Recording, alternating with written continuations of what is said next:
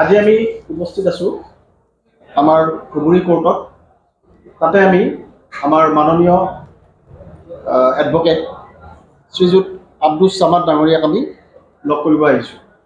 তেখেতৰ লগত আমি সাম্প্ৰতিক অবৈধ বিবাহ ইয়াক সম্পৰ্কে আমি অলপ আলোচনা কৰিম।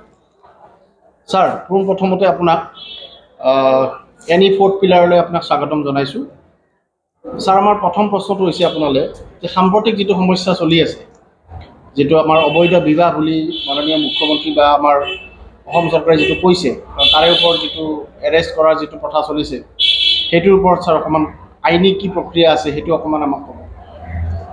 ধন্যবাদ।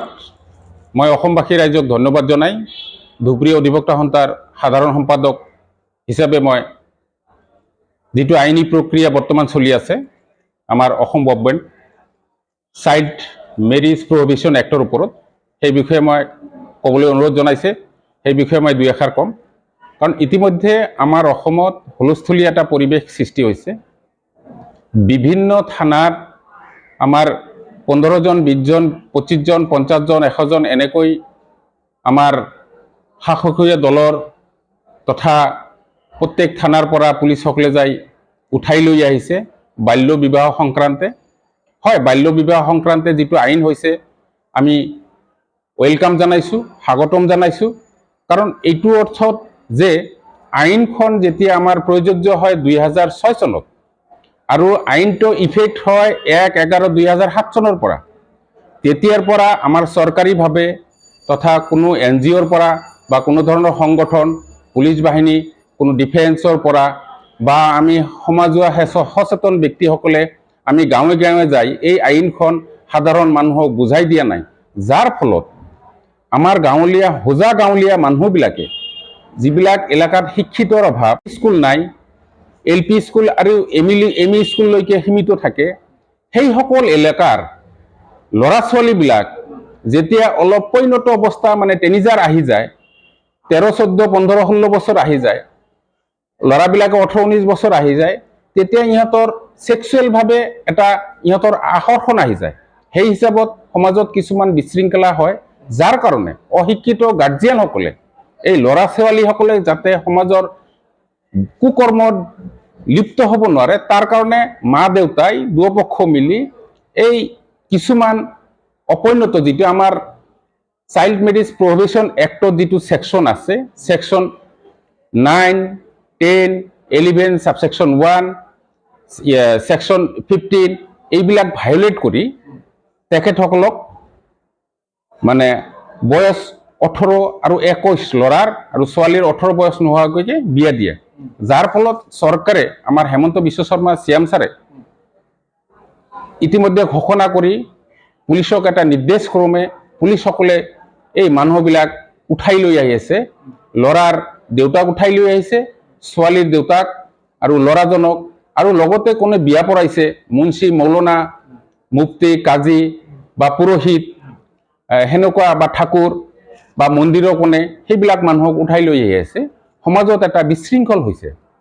বিভিন্ন অঞ্চলত ইতিমধ্যে আমি দেখা পাই আছোঁ মহিলাবিলাকে, মাবিলাকে অনাই বনাই কান্দি আছে, আৰু সেই কান্দনত অসমত যেন এটা মানে কলা ডাবৰে ঢাকি ধৰাৰ দৰে উপকূল পৰিৱেশ সৃষ্টি হৈছে।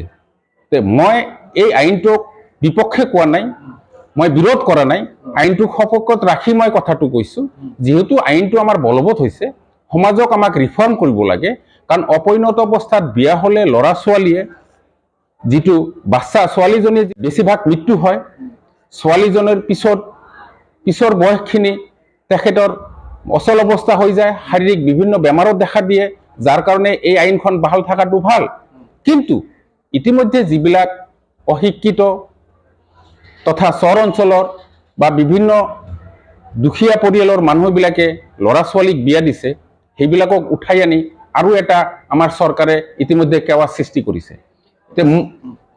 এতিয়া মোৰ বোধেৰে এই সমাজৰ বেদীটো আঁতৰোৱাৰ কাৰণে চৰকাৰৰ পৰা এইবিলাক মানুহক এৰেষ্ট কৰি থানালৈ পঠাই নিদি, জেললৈ পঠাই নিদি, ইহঁতক এটা ধমকি দি বা বুজনি দি পঠাই দি আৰু যাতে সমাজত এনেকুৱা অপৰিণত অৱস্থাত ল'ৰা ছোৱালীৰ বিয়া নহয়, আইনটো যাতে ভংগ নহয়, তাৰ কাৰণে ইহঁতক সতৰ্কবাণী এটা দিব লাগে। অন্যথাই যিটো কেৱাচ হৈ আছে, মাবিলাক এতিয়া অপৰিণত অৱস্থাত ছোৱালী জন্ম দিছে বা ল'ৰা জন্ম দিছে, সেই ল'ৰা বা ছোৱালী আৰু সেই স্ত্ৰীজনীয়ে স্বামীহাৰা হ'ব আৰু পিতৃহাৰা হ'ব।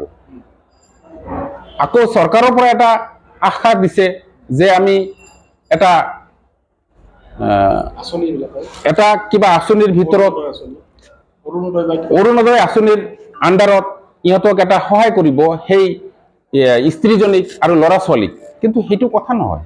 সমাজ সেনেকৈ কেতিয়াও ভাল চলিব নোৱাৰে। যদি আমি সমাজৰ ভাল বিচাৰোঁ, তেনেহ'লে এই মানুহবিলাক যাতে এৰেষ্ট কৰা নহয়, এইসকলক যাতে এটা থানা টানি ইহঁতক এটা বুজনি দি যাতে পঠাই দিয়া হয়, আৰু সমাজক যাতে দেখুওৱা হয় যে হয় এই আইনৰ এতিয়া সক্ৰিয় হৈছে আমাৰ চৰকাৰে, সেই হিচাপত যাতে বুজনি দি ইহঁতক পঠাই দিয়া হয়, তাৰ কাৰণে মই চৰকাৰক অনুৰোধ কৰিম। আৰু এটা কথা হ'ল, ইতিমধ্যে আইনবিলাকত দেখা গৈছে, আমাৰ CM ছাৰে, হেমন্ত বিশ্ব শৰ্মা ছাৰে ইতিমধ্যে কৈছে 14 বছৰৰ পৰা 18 বছৰত যিবিলাক বিয়া হৈছে সেইবিলাক পক্সৰ